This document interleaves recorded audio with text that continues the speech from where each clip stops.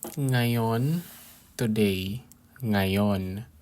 Kahapon, yesterday, kahapon. Bukas, tomorrow, bukas. Mamaya, later, mamaya. Sa susunod, next time, sa susunod. Sa hinaharap, in the future, sa hinaharap. Kamakailan, recently, kamakailan. Ngayong araw, this day, ngayong araw, or today. Ngayong Lunes, this Monday, ngayong Lunes. Lunes is Monday, ngayong Lunes. Ngayong Biyernes, this Friday.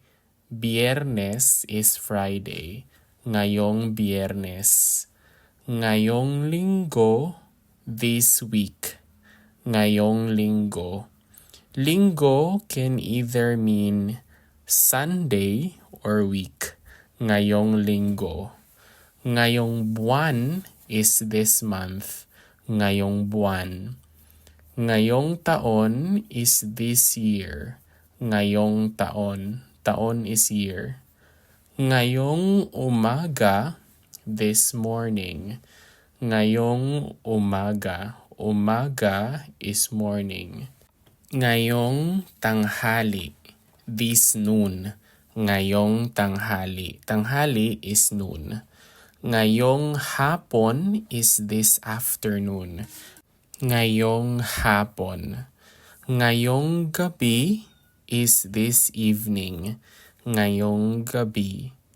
Sa susunod na araw, that means the next day or the following day. Sunod or sa susunod is next or the following, and araw is day, sa susunod na araw. Sa susunod na Miyerkules is the next Wednesday or the following Wednesday, sa susunod na Miyerkules. Sa susunod na Huwebes, that means the next Thursday. Sa susunod na Huwebes. Sa susunod na Linggo, that means the next week or the following week. Sa susunod na Linggo. Sa susunod na buwan, that means the next month. Sa susunod na buwan. Buwan means moon or month. Sa susunod na buwan. Sa susunod na taon, that means the next year or the following year. Sa susunod na taon. Minsan means sometimes. Minsan. Palagi means always. Palagi.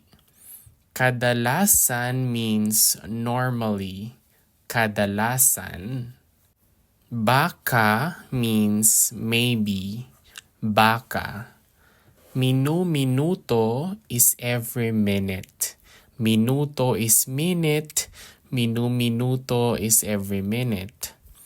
Oras is every hour. Oras is hour and oras is every hour. Oras. Araw is every day. Araw.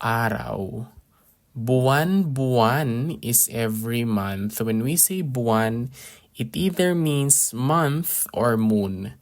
Buwan is every month. Taon is every year. When we say taon, that's year.